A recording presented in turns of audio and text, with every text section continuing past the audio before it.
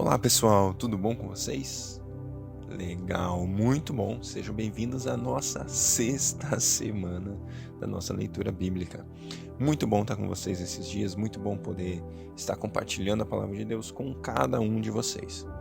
Hoje então, na nossa sexta semana, primeiro dia da sexta semana, nós vamos ler Êxodo 21, Êxodo 22 e também Marcos capítulo 8. Deus, muito obrigado por esse dia, pela sua graça, bondade e misericórdia em nossas vidas. Nós nos colocamos debaixo do Senhor, Pai. Pedimos a sua orientação, o seu mover, o seu poder, Pai. Sabemos que dependemos do Senhor. Nós não podemos nada sozinhos e precisamos totalmente de Ti. Eis-nos aqui, fala aos nossos corações na leitura da sua palavra, em nome de Jesus. Amém. Glória a Deus. Vamos lá. Sexta semana, primeiro dia, Êxodo 21 e 22 e Marcos, capítulo 8. Êxodo 21. São estas as minhas leis que você apresentará ao povo. Se você comprar um escravo hebreu, ele trabalhará para você por 6 anos. No 7º ano será liberto de graça. Se o escravo era solteiro quando foi comprado, receberá a liberdade como solteiro. Mas se chegou casado, a mulher irá com ele. Se o Senhor der uma mulher a ele, e tiverem filhos ou filhas, ele sairá livre sozinho. A mulher e os filhos pertencerão ao mesmo Senhor. Pode ser que o escravo diga: eu amo meu Senhor. Além disso, amo a minha mulher e os meus filhos, e não quero sair livre. Neste caso, o Senhor levará o escravo ao tribunal para legalizar a declaração dele. O Senhor o levará à porta ou à lateral da porta da casa e furará a orelha do escravo com um furador. Assim, o homem será escravo dele para sempre. Se alguém vender a filha como escrava, ela não sairá livre como os escravos homens. Se ela foi comprada para casar com o dono e ele achar que ela não serve para ser sua esposa, então ele deverá permitir que ela seja resgatada, isto é, terá de permitir que paguem pela libertação dela. Mas não poderá vender a escrava a estrangeiros, pois ele estaria sendo desleal com ela. Se o seu senhor a escolher para a dar em casamento ao seu filho, ela terá de ser tratada como se fosse sua filha. Caso o senhor tomar uma segunda mulher para o seu filho, a primeira continuará com os mesmos direitos que tinha antes, ou seja, não poderá privá-la do mesmo sustento, das mesmas roupas e dos mesmos direitos conjugais. Se essas 3 condições não forem atendidas, ela poderá sair livre sem devolver e nem pagar nada. Quem ferir mortalmente um homem precisará morrer também. Mas se não o fez intencionalmente e Deus permitiu que o outro caísse nas mãos dele e morresse, vai ser determinado um lugar para onde ele possa fugir. Agora, se alguém tiver planejado matar alguém deliberadamente, deverá ser morto, mesmo que tenha procurado refúgio no meu altar. Quem agredir seu pai ou a sua mãe será morto. Aquele que sequestrar alguém e o vender, ou se for achado em poder dele, será morto. Quem amaldiçoar seu pai ou sua mãe será morto. Se 2 homens brigarem e um deles ferir o outro com uma pedra ou com um punho, e este ficar de cama e não morrer, aquele que o feriu será absolvido, se o ferido mais tarde puder levantar-se e andar apoiado em uma bengala, mas precisará pagar pelo tempo que este perdeu e ajudá-lo na sua completa recuperação. Se alguém surrar com vara seu escravo ou escrava, e como resultado o escravo morrer, será castigado. Mas se o escravo ou escrava sobreviver 1 ou 2 dias, o senhor não será condenado, visto que o escravo é propriedade do seu senhor. Se 2 ou mais homens brigarem e ferirem uma mulher grávida, e ela der à luz prematuramente, não havendo dano sério, o culpado precisará pagar a indenização que o marido daquela mulher exigir. A forma de pagamento será determinada pelos juízes, mas se houver danos graves, então o castigo será vida por vida, olho por olho, dente por dente, mão por mão, pé por pé, queimadura por queimadura, ferimento por ferimento, golpe por golpe. Se alguém machucar e inutilizar o olho do seu escravo ou escrava, precisará dar liberdade ao escravo como compensação pelo olho. A mesma coisa ocorrerá se com violência quebrar o dente de um escravo ou escrava. Pagará com a libertação do escravo como compensação pelo dente. Se um boi matar a chifradas um homem ou uma mulher, o boi precisará ser morto a pedradas e não poderão comer a sua carne. Mas o dono do boi não receberá nenhuma condenação. Agora, se o boi tinha o costume de chifrar e o dono sabia disso, mas não manteve preso, a situação é diferente. Nesse caso, se o boi matar um homem ou uma mulher, o boi será apedrejado e o dono dele também será morto. Se o acusador preferir receber resgate, o culpado pagará tudo o que for pedido para salvar a própria vida. Esse julgamento será aplicado quando a pessoa morta pelo boi for um menino ou uma menina. Se a pessoa morta pelo boi for um escravo ou escrava, o preço do resgate será de 30 moedas de prata, paga ao dono do escravo. Além disso, o boi será apedrejado. Se alguém deixar uma cova aberta, ou se fizer uma cova e não tampá-la, e cair nela um boi ou um jumento e morrer, a regra é clara. O responsável pela cova pagará o preço do animal ao dono, mas ficará com o animal morto. No caso de um boi matar o outro, o boi vivo será vendido. O dinheiro da venda será repartido em partes iguais, tanto o valor do boi vivo quanto do boi morto. Porém, se o boi costumava chifrar e o dono não manteve preso, o caso é diferente.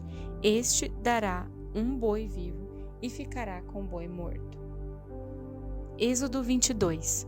Se alguém roubar um boi ou uma ovelha e abatê-la ou vendê-lo, para cada boi pagará 5 bois, e para cada ovelha pagará 4 ovelhas.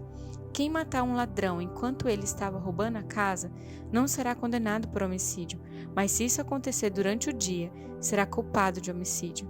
Quanto ao roubo, o ladrão precisará restituir o que roubou. Se não puder devolver ou pagar o que roubou, ele mesmo será vendido como escravo.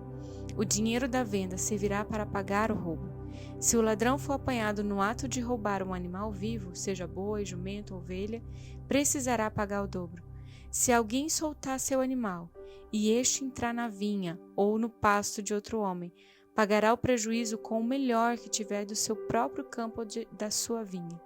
Quem acender fogo e o fogo destruir as colheitas já feitas ou por fazer, ou a pastagem de outra pessoa, restituirá totalmente o prejuízo. Se alguém pede a outra pessoa para guardar prata ou objetos de valor e um ladrão rouba aquilo que foi guardado, e se o ladrão for achado, pagará em dobro o que roubou. Mas se não acharem o ladrão, o dono da casa será levado perante um tribunal para que se determine se ele roubou ou não os bens do outro. Sempre que alguém se apossar de bois, jumentos, ovelhas, roupa ou qualquer coisa perdida, e alguém disser, isto é meu, as duas partes envolvidas apresentarão o caso diante de um tribunal. Aquele que for condenado pelo tribunal pagará o dobro do prejuízo que causou ao seu próximo. Se alguém pede ao próximo para guardar o seu jumento, boi, ovelha ou outro animal, e o animal morrer, ficar ferido ou for afugentado, sem que alguém saiba para onde, a pessoa deve então fazer um juramento solene diante do Senhor de que não roubou o animal. O dono aceitará a palavra e não será exigida uma restituição da pessoa. Mas se a pessoa roubou aquilo que estava guardando, ela precisará restituir o que roubou ao legítimo dono. Se foi despedaçado por um animal selvagem, apresentará o animal despedaçado ao dono como prova. Nesse caso, não precisará fazer restituição. Se alguém pedir emprestado um animal e este animal ficar aleijado ou morrer enquanto o dono esteve ausente, ele fará a restituição do valor do animal. Mas se o dono estiver presente, quando isso aconteceu, o que tomou emprestado não precisará pagar o prejuízo. Se o animal era alugado, basta pagar o preço do aluguel. E se um homem seduzir uma moça virgem não comprometida e tiver relações com ela, pagará o preço do seu dote e ela será sua mulher. Mas se o pai da moça proibir o casamento, o sedutor pagará a ele o equivalente ao dote das moças virgens. Não deixe as feiticeiras viver. Quem tiver relação sexual com o animal deve ser morto. Quem oferecer sacrifícios a deuses falsos e não unicamente ao Senhor será destruído. Não maltrate nem explore os estrangeiros. Não esqueça que você foi estrangeiro no Egito. Não maltrate nenhuma viúva nem os órfãos. Se você os maltratar e eles clamarem a mim, atenderei ao seu clamor. Ficarei muito irado e matarei você e todos os que fizeram isso. Então as suas mulheres ficarão viúvas e os seus filhos ficarão órfãos. Se você emprestar dinheiro a alguém do meu povo, a algum necessitado que esteja com você, não cobre juros dele. Se tomar como garantia a capa de alguém, não abuse. Devolva a capa a ele antes do pôr do sol, porque a capa é o seu cobertor, é a veste do seu corpo. Se você ficar com ela, em que ele vai se deitar? Quando ele clamar a mim, eu atenderei, porque sou misericordioso. Não blasfeme contra Deus, nem amaldiçoe uma autoridade do seu povo. Traga sem demora as ofertas dos melhores produtos das suas colheitas do trigo, das plantações de uva e dos azeites.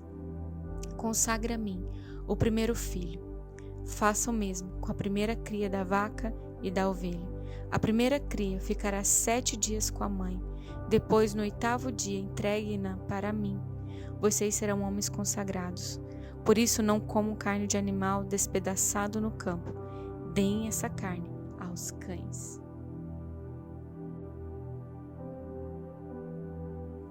Marcos 8. Certo dia, quando uma grande multidão estava reunida outra vez, o povo ficou novamente sem comida.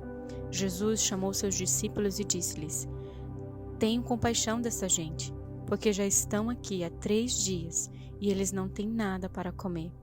Se eu os mandar para casa, assim, sem dar-lhes de comer, vão cair de fraqueza pelo caminho, pois alguns deles vieram de longe. Onde vamos achar comida suficiente para alimentá-los aqui no deserto? Perguntaram-lhe os discípulos. Quantos pães você tem? Perguntou Jesus. 7, responderam eles. Então mandou a multidão sentar-se no chão. Tomou os 7 pães e deu graças, partiu-os em pedaços e os entregou aos seus discípulos que serviram o povo. Eles encontraram também alguns peixinhos.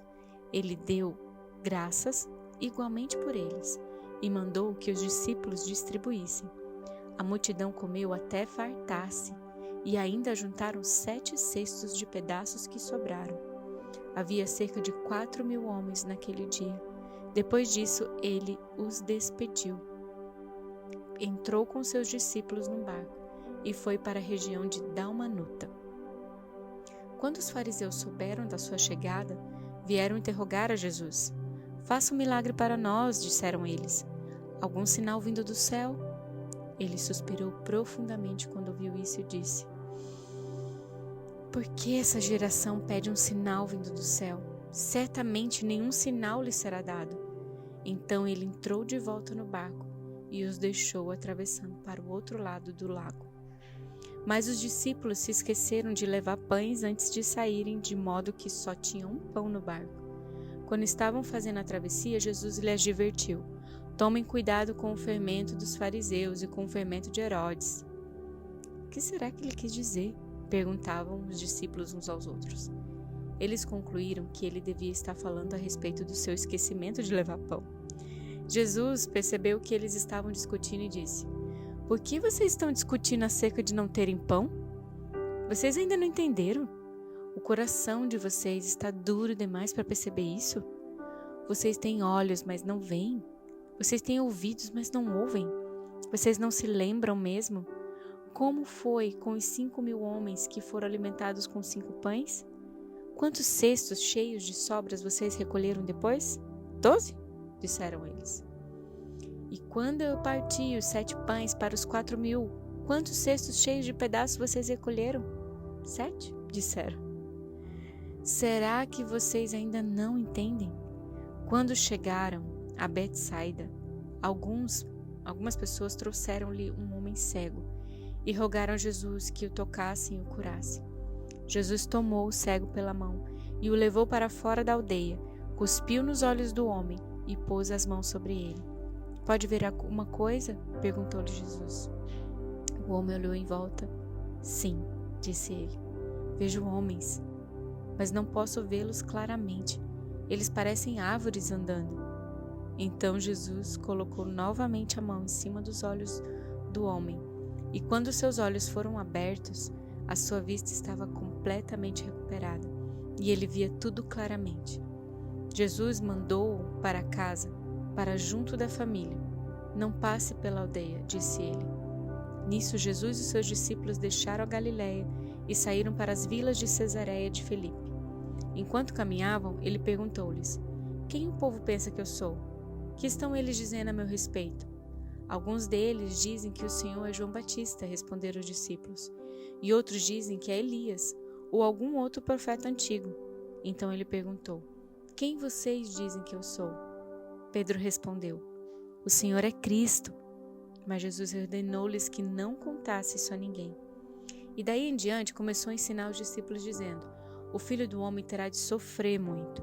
Ele será rejeitado pelos líderes religiosos, pelos sacerdotes principais e pelos mestres da lei. Ele será morto e depois de 3 dias ressuscitará. Ele falava sobre isso com eles muito abertamente, de modo que Pedro o levou a um lado e chamou a sua atenção. Jesus voltou-se, olhou para os discípulos e repreendeu a Pedro: Satanás, vá para trás de mim. Você está olhando para isto apenas de um ponto de vista humano e não do ponto de vista de Deus. Depois ele chamou seus discípulos e o povo e disse: Se qualquer um de vocês quiser ser meu seguidor, deve pôr de lado os seus próprios interesses, tomar sobre os ombros a sua cruz e seguir-me. Se você insistir em salvar sua própria vida, você a perderá. Somente aqueles que põem de lado a sua vida por minha causa e por minha causa da boa nova é que se a salvarão. E qual é o proveito que o homem tira se ele ganhar o mundo inteiro e perder a sua alma? Ou o que o homem poderia dar em troca de sua alma? E todo aquele que se envergonhar de mim, da minha mensagem, nessa geração de incredulidade e pecado, o Filho do Homem se envergonhará dele, quando voltar na glória de seu Pai, com os seus santos anjos.